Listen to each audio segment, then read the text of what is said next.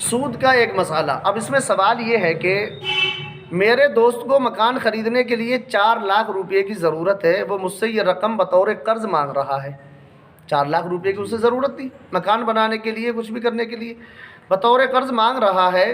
اس نے مجھے یہ آفر کی ہے کہ مکان خریدنے کے بعد جب تک میری مکمل رقم واپس نہیں کر دیتا، اس مکان کا نصف کرایہ مجھے دیتا رہے گا۔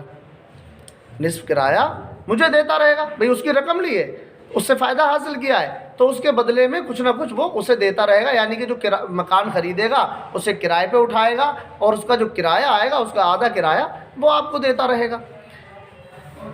کہتے ہیں یہ فرمائیں کیا اس شرط کے ساتھ قرض کا لین دین کرنا جائز ہے؟ جواب اس کا یہ ہے، آپ جو رقم دیں گے وہ قرض ہے، اور کرائے کے مد میں حاصل ہونے والی رقم اس قرض پر مشروط نفع ہے، اور ہر وہ قرض جو نفع لائے اسے نبی پاک صلی اللہ تعالیٰ علیہ وسلم نے سود قرار دیا ہے۔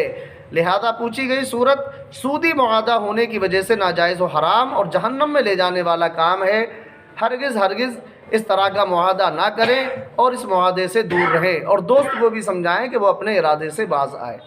اب کہنے کا مقصد کیا ہوا کہ اگر وہ نفع جو قرضہ دیا تھا، اگر وہ اس کے بدلے میں کرایہ لیتا رہتا تو یہ نفع ہی تو حاصل کرنا ہوتا۔ جیسے کہ آپ نے کہا مثال کے طور پہ 4 لاکھ روپے دیے، اب اس نے کاروبار کیا ہے، فائدہ حاصل کیا ہے، تو چلیے کچھ بڑھا کے دے دوں گا، دوسرے نے کہہ دیا دے دینا، تو یہی تو اس قرضے سے نفع حاصل کرنا ہوا۔ بات یہ نہیں ہوئی، مطلب نہ یہ کہا کہ میں دے دینا یا میں نے اس سے کہا دے دینا۔ آپ کی بات نہیں ہے یہ شاکر بھائی کی بات ہے۔ جیسے انہوں نے اپنی رضامندی سے کہہ دیا بھی کچھ بڑھا کے ہم دے دیں گے، تو یہ قرضے پہ فائدہ حاصل کرنا یہ سود کی ہی صورت ہے۔ اس کو اللہ کے رسول نے سود ہی فرمایا ہے، یہیں تک نہیں بلکہ اب سنیں، آپ نے کسی کو قرضہ دیا، سمجھ رہے ہیں، اب آپ اس سے کسی طرح کا فائدہ حاصل کرنا چاہتے ہیں۔ مثال کے طور پہ روزانہ پہنچتے ہیں وہاں دعوت کھانے کے لیے، پیسے دیے ہوئے ہیں، وہ آپ کے دباؤ میں ہے، احسان کے تلے دبا ہوا ہے، اب آپ جاتے ہیں روزانہ وہی کھانا کھا رہے ہیں، اگرچہ یہ شرط نہیں لگی ہوئی تھی، اب جا کے وہاں کھانا کھانا، چائے پینا، بار بار اس سے جو ہے فائدہ حاصل کرنا، اس کو بھی علماء نے فرمایا یہ بھی سود میں شامل ہے۔